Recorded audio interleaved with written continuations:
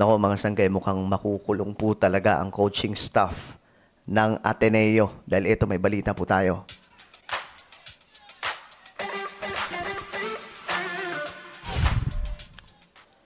Hello guys, what's up? This is May. We are back dito sa ating YouTube channel at ito pag-usapan po natin itong patungkol po mga sangkay dito kay Rene at kay Adili, yung dalawang player ng Ateneo na pumanaw dahil nga po sa nangyari doon po sa Aurora.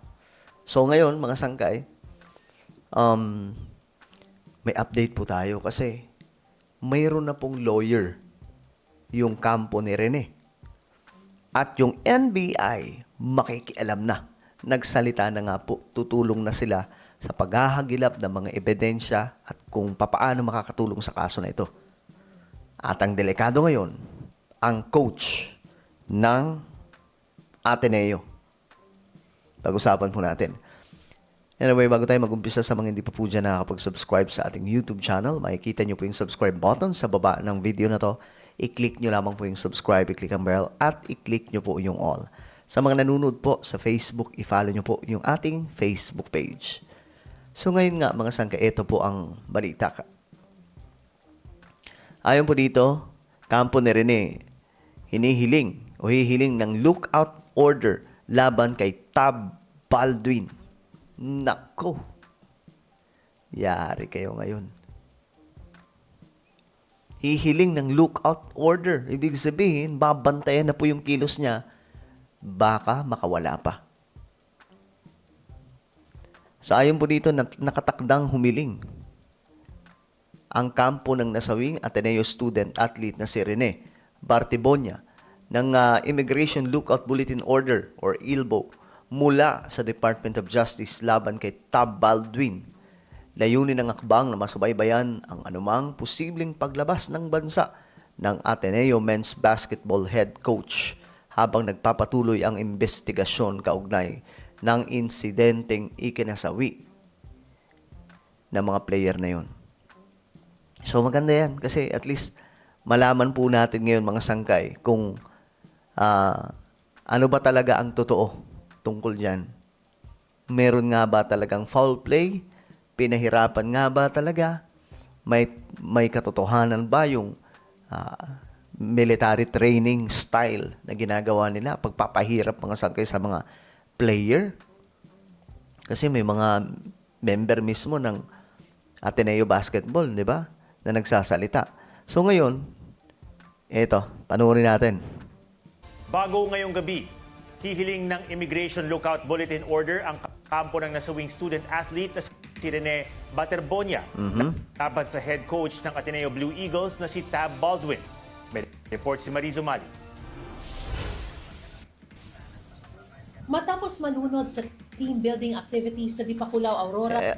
Alam niyo yung media ngayon, team building po talaga yung sinasabi nila, no? Hindi nga po team building. Ang Ateneo basketball players na sina Rene Bartibonia at Divine Adili Ano yung ibig sabihin ng naungkat ang mga dating interview ng mga dating manlalaro ng koponan kaugnay sa pinagdaan ng training camp. Ito mga dating player. Mismo sila, alam nila. Isa riyan ang interview ni Gian Mamuyak at Tyler Iyo sa Shoot First podcast noong 2022. Ang tawag nila sa training, boot camp. Kaparehong terminong tumutukoy sa pagsasanay ng mga military recruit. Grabe. Ano yung ibig sabihin nung parang narinig ko na pang sundalo? Bootcamp. O bootcamp? Walang basketball doon. As in, Bootcamp, walang basket, walang bola. Wild! dagat lang tsaka buhangin. Yep. No cellphone. Yung term na pang sundalo, legit talaga. Legit. Tumanggi silang idetalye kung anong ginagawa sa training camp. Pero ang itinuturo raw dito, Mental toughness. Ano to? Survival, bro. Mental toughness. Ang number one na ina-coach doon. Okay sana yan, no? Kung lagi po silang nagcha-champion, yearly, kasi ganyang kabigat yung training. Pero hindi naman, di ba? Bakit kailangan gawin nila yon? Hindi ginagawa ng Lasal, hindi ginagawa ng UST at iba pang mga ano. Pero bakit ginagawa nitong Ateneo? At ngayon pa, ang nakakalungkot dito kasi yung Ateneo tahimik talaga. tahimik sila. Bakit sila tahimik? Kaya ngayon, nag-aaklas yung taong bayan laban sa kanila. Sa hiwalay namang podcast, Deadly Training, ang tawag ng dating Ateneo player na si SJ Belangel sa training nila sa Aurora. Kita nyo, marami talagang nagsasalita, guys. Mga dating mga miyembro ng Ateneo Basketball. Pinipigaraw talaga ang mga player sa puntong utak na lang ang gagana at hindi na ang katawan. Grabe. Tinawag naman itong Hell Week ng dating Ateneo player na si Sean Ildefonso ng makapanayam sa iba pang podcast. Wala pa masyadong detalye sa training na ikinalunod ni na Rene at Divine sa isang resort noong June 8. Pero sa pakikipag-usap ng dating coach ni Rene sa coach ng Ateneo Blue Eagles, Okay, so ngayon, ito na. Nagsalita na nga po mga sangkay. Ang lawyer. Buti nga po may gumawa na po ng gumawa na po talaga ng aksyon dito. And we would like to inform you that we will be writing a formal letter to the Department of Justice requesting for the issuance of an ILPO. No, wala pong personalan ito against Coach Tab Baldwin, no? So that in the meantime that there is an investigation, para naman po hindi siya makauwi kung saan mag-uwi, dito muna siya sa Pilipinas. Wala po kaming sinasabi na meron siyang liability po dito. Para lamang po magtuloy-tuloy po yung investigasyon, re-request kami sa Department of Justice na may immigration lookout bulletin order muna sa kanya. Yun po ang ipapadala namin yan ngayong gabi or tomorrow morning, and I hope and pray that the DOJ will act on it, no, through the Bureau of Immigration. Yung mga details nun, wala pa kaming alam, no?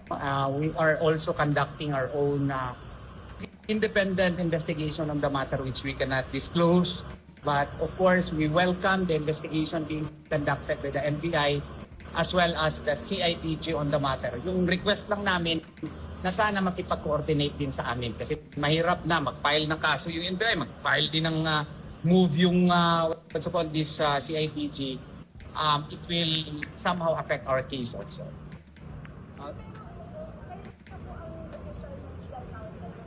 As early as last night, they already authorized us. May special power of attorney na kami.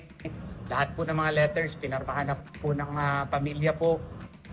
Nangyari po ito kasi yung mga relatives nila, kakilala ako kasi taga Davao ako, taga Mindanao ako.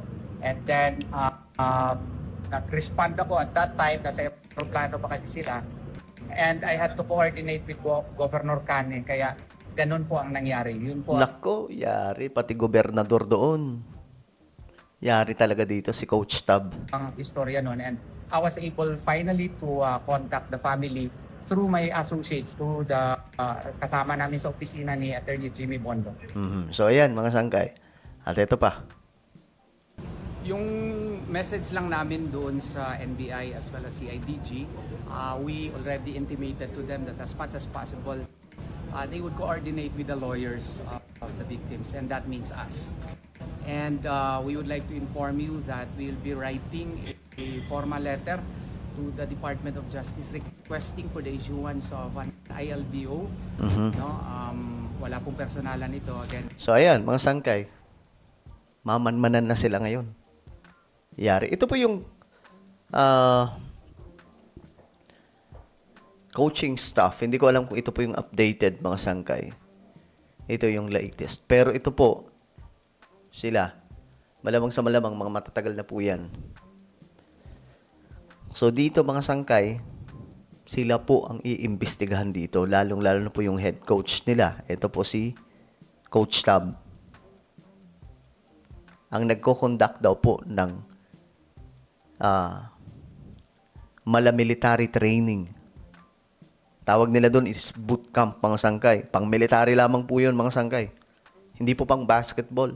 Alam mo yung mga NBA player nga mga sangkay kapag may training sila, yung pag sa tubig po, kailangan po ng pressure mula sa tubig. Sa swimming pool lamang po ginagawa yun. Hindi po doon sa mga maaalon. Tapos bantay sarado pa po yan ng lahat ng medic at lahat po ng security na just in case may mangyari. So, doon, mga sanggay sa kanila, wala. Ganun katindi. So, talagang mukhang ito na yung katapusan ni Coach Tab Baldwin. Mukhang ito po talaga. Mahirap malusutan to, guys. Okay? Well, ano po ang inyong opinion? Comment down below. Pero syempre, sumisigaw pa rin po talaga tayo ng justice. No? Kailangan mabigyan ito ng hustisya. Alright? Meron tayong YouTube channel. Ito po ay Sangke Revelation. Hanapin nyo po ito sa YouTube ngayon din. Kapag nakita nyo na, i-click nyo po yung subscribe, i-click ang bell, at i-click nyo po yung all. Ako na po ay magpapaalam, mag-iingat pong lahat. God bless everyone.